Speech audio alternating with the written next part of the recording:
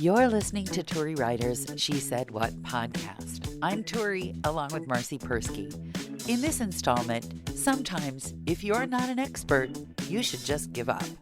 Also, I offer to make a meal for someone who eats very strange nuts and foodles.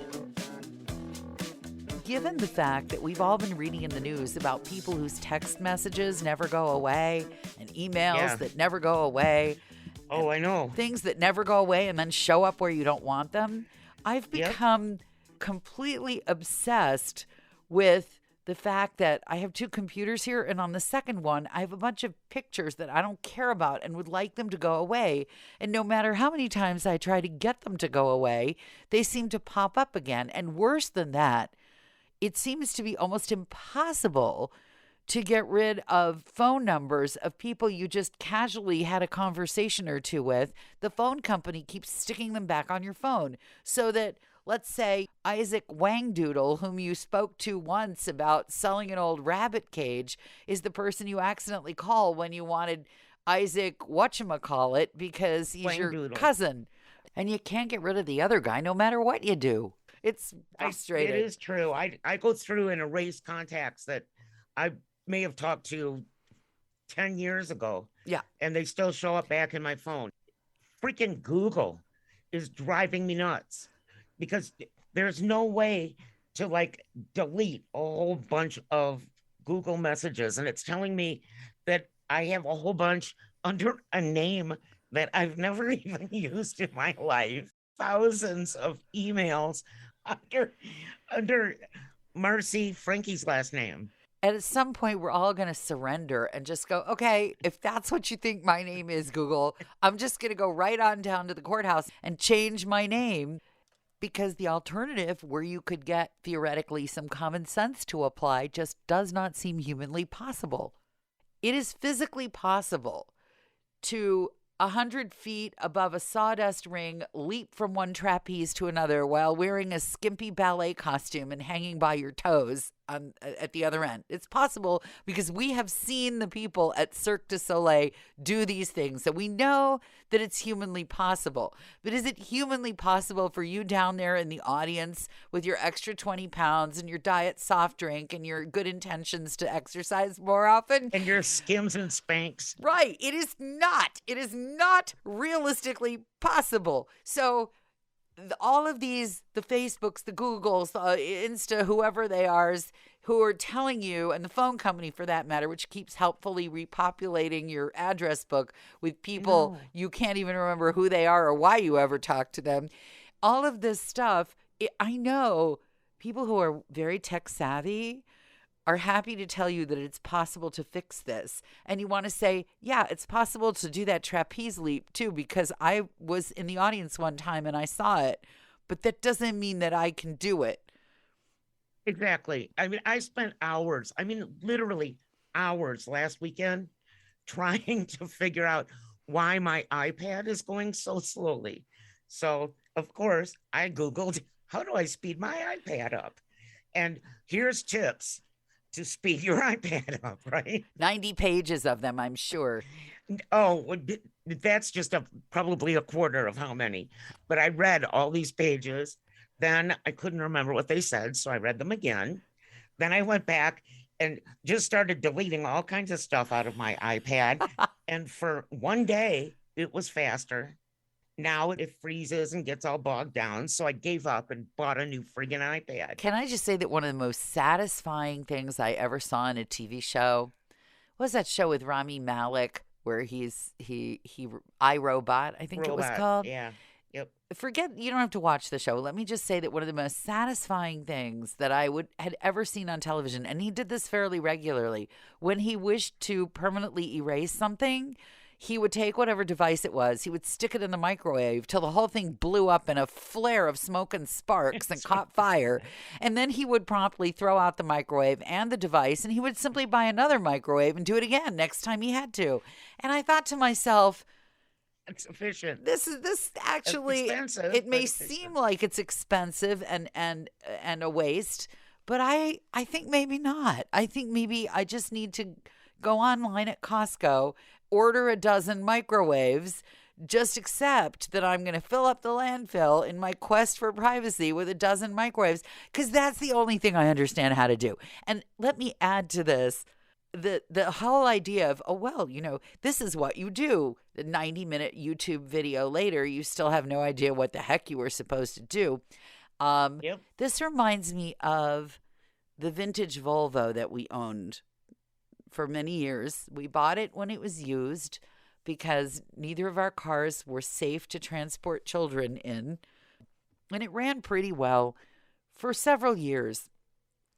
And then we learned about the $500 rule. The $500 rule with Volvos is analogous to the $200 rule at Costco, which is to say that anytime you approach the dispenser of things for the Volvo, it's $500. For Costco, it's $200. Every time you walk in the door, you cannot leave without spending $200, and they vacuum it out of your pocket, but they do it. And at the Volvo dealership, it doesn't matter if you need wiper blades, it's freaking $500. So also, anything that does, the Volvo is very clever. They have put the parts of their car, the car's supposed to be really great if you're in a terrible accident, which is why people buy them, to keep their children safe.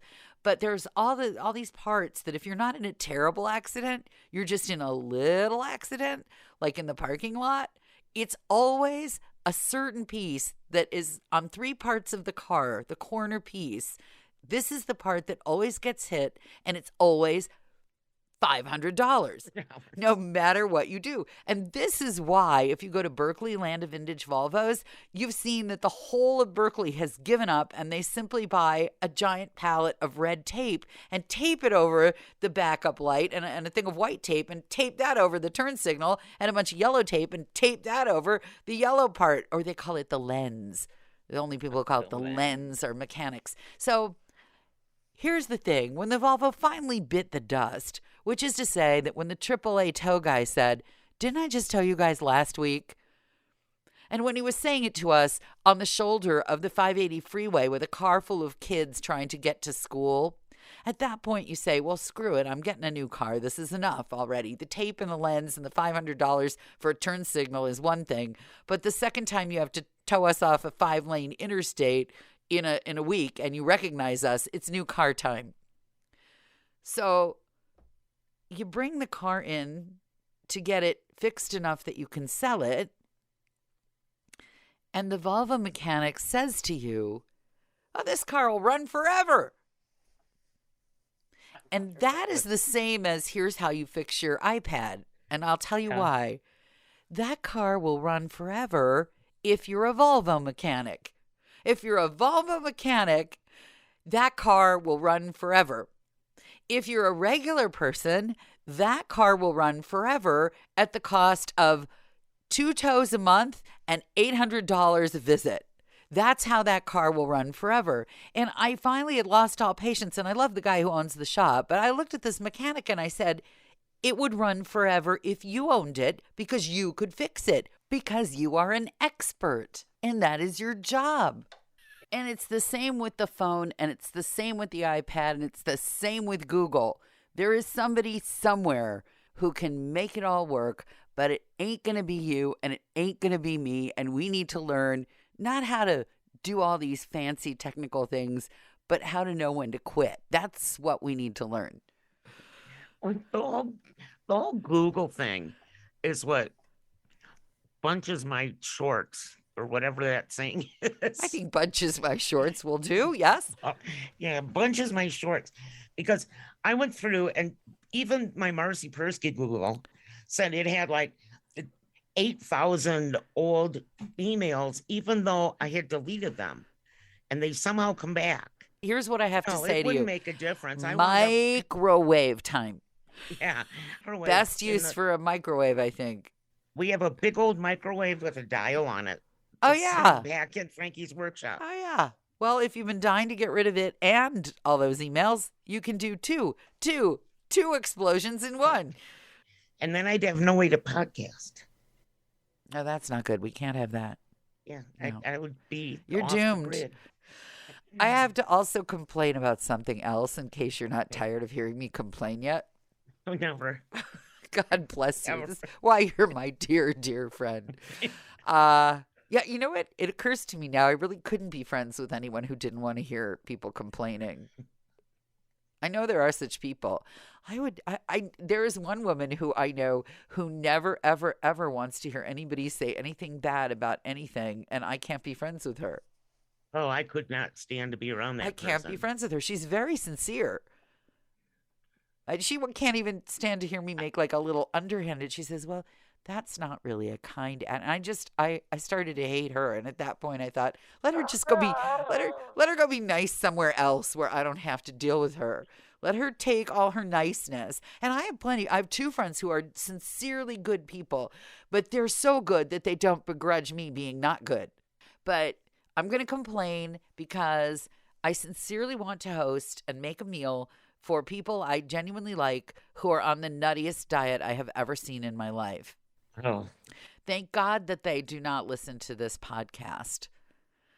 What do they eat? Or what don't they eat? They tried to say, well, why don't we invite you? And I said, well, you've invited us a few times. We can work with any diet. And they sent me, I kid you not, an 8-page printout of the allowed and not allowed foods.